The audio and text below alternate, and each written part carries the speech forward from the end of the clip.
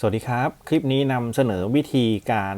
DIY ทำกาวสองหน้าหัวน็อตแบบนี้นะครับจากเดิมผมเคยใช้กาวสองหน้าหัวน็อตแบบนี้ติดราวแขวนผ้าในห้องน้ำแบบนี้นะครับพอใช้งานผ่านมา2ปีกว่าเกือบ3ปีรู้สึกว่ามันขาดครับไม่แน่ใจว่าเพราะมันกรอบหรือว่าผมใส่ผ้าผืนใหญ่เกินไปหรือเปล่านะครับแต่ที่แน่ๆมันไม่ทนเอาซะเลยก็เลยพยายามที่จะหาวิธีทำเองนะครับ DIY เองเลยจากเดิมมันเป็นแบบนี้แล้วก็ทั้งสองฝั่งนะครับฝั่งซ้ายก็เริ่มปริแล้วนะครับเช่นเดียวกันเข้าใจว่ามันคงไม่ทนนะครับก็เลยลองศึกษาดูสักนิดนึงเห็นภาพเลยครับว่า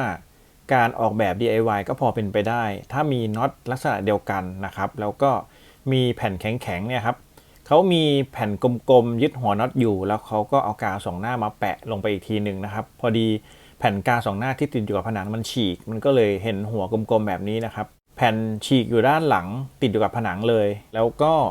มีบริเวณที่เป็นกลมๆยึดติดกับน็อตที่เป็นหัวแบนนะครับผมก็เลยถอดเอาหัวแบนเรียออกมาเพื่อที่จะงัดเอาน็อตนะครับน็อตหัวแบนด้านในมาใส่สลักนะครับจริงๆคุณสามารถซื้อน็อตมาเองได้นะแต่ผมไม่นะครับผมเลือกที่จะใช้น็อตตัวเดิมเพราะว่าหัวแบนดีไม่ต้องซื้อด้วย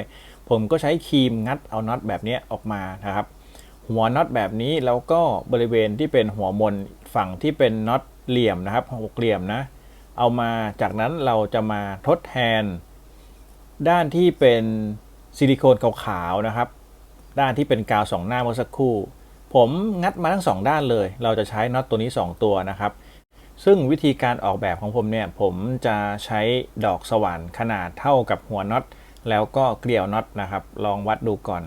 เราจะใช้ดอกสว่านขนาดกลางนะครับแล้วก็ดอกสว่านขนาดใหญ่มาวัดดอกสว่านตัวเท่ากับเกลียวก่อนครับได้แล้วตัวนี้นะครับจริงๆวัดเองได้เลยขึ้นอยู่กับน็อตคุณเลือกใช้ได้เลยส่วนตัวนี้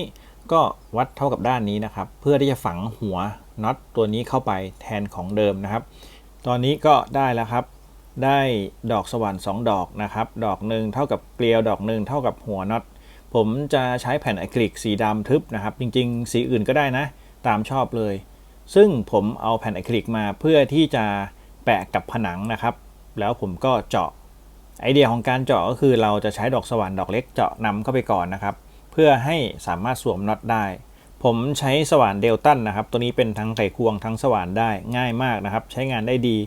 เจาะลงไปบริเวณที่เป็นตรงกลางก็ได้ครับหรือว่าเบ้ไปทางไหนก็ได้ผมเจาะเอียงขึ้นไปด้านบนนิดนึงนะครับไม่ได้ตรงกลางเป๊ะนะเพื่อที่จะสร้างแรงให้มันอยู่ด้านบนนิดหน่อยนะครับแล้วแต่ชอบเลยนะครับจริงๆตรงไหนก็ได้แต่การออกแบบของผมเนี่ยผมก็อาจจะแปลกๆนิดนึงผมชอบแบบนี้นะครับโอเคใส่ตัวน็อตเข้าไปได้แล้วนี่คือเรียบร้อยครับเราสามารถเอาแผ่นตรงเนี้ยไปติดผนังได้แต่ผมต้องการฝังหัวน็อตผมก็เจาะรูใหญ่ขึ้นนิดนึงเพื่อให้หัวน็อตมันยุบเข้าไปนะครับตัวนี้ต้องเจาะเบาๆนะค่อยๆนะครับอย่าให้ทะลุถ้าทะลุนี่คือจบเลยกลายเป็นว่าใส่น็อตไม่ได้นะครับเจาะนิดนึงเพื่อที่จะให้เหลือบางๆเกือบทะลุนะครับเขาก็จะมีความแข็งแรงแล้วก็หัวน็อตเรียบด้วยนะครับโอเคได้แล้วลองทดสอบครับผมเอาน็อตมาใส่นะครับใส่แล้วพอยัดเข้าไปหัวน็อตก็จะยุบลงไปด้วยหรือถ้าโผล่ก็โผล่นิดเดียวครับขึ้นอยู่กับดอกสว่านดอกใหญ่ของคุณว่าฝังได้แนบสนิทหรือเปล่าของผมมันเหมือนจะพอดีเป๊ะนะครับจริงๆต้องดอกสว่านดอกใหญ่กว่านี้นิดนึงแต่ก็หัวน็อตยุบลงไปเยอะแล้วนะครับเนี่ยเราสามารถติดกาว2หน้าฝั่งทางด้านหลังได้แล้วเพื่อติดกับผนังนะครับผนังห้องน้ำติดกาว2หน้าไปก็จบทำแบบนี้กับทั้ง2ฝั่งเลยนะครับเช่นเดียวกันอีกฝั่งหนึ่งก็เจาะครับเจาะบริเวณตำแหน่งเดียวกันนะครับหรือจะวัดด้วยก็ได้แต่ผมกะเอาง่ายไว้ก่อนรูเล็กเนี่ยเจาะทะลุนะครับแล้วก็รูใหญ่เนี่ยเจาะนิดนึงสักครึ่งหนึ่งเพื่อฝังหัวน็อตนะครับได้แล้วก็เอาน็อตมาสวมเทียบกันดูว่าหัวน็อตยุบลงไปหรือเปล่านะครับคุณสามารถซื้อน็อตอื่นมาแทนก็ได้ถ้าเกิดคุณไม่มีตัวเดิมนะครับแต่ผมมีหัวน็อตเดิมบางๆก็เลยมันก็ดีกว่านะครับแต่ถ้าเกิดว่าคุณหาซื้อเองเนี่ยคุณอาจจะใช้แผ่นอะคริลิกที่มันหนากว่านี้หน่อยเพราะว่าน็อตบางน็อตหัวบางมันหาซื้อยากนะครับโอเคก็เรียบร้อยแล้วครับถือว่าสามารถใช้งานได้แล้วเอาไปติดแทนของเดิมนะครับน็อตก็จะอยู่แบบนี้เราสามารถขัน หัวมนได้แล้วนะครับหลังจากนั้นก็ติดกาว2หน้าตามชอบเลยจะเป็นกาว2หน้านาโนก็ได้นะครับใสๆหรือจะเป็นกาว2หน้า 3M แบบนี้ก็ได้พร้อมครับเราก็จะเอาไปติดกับผนังแล้วก็โผล่น็อตมาแบบนี้แทน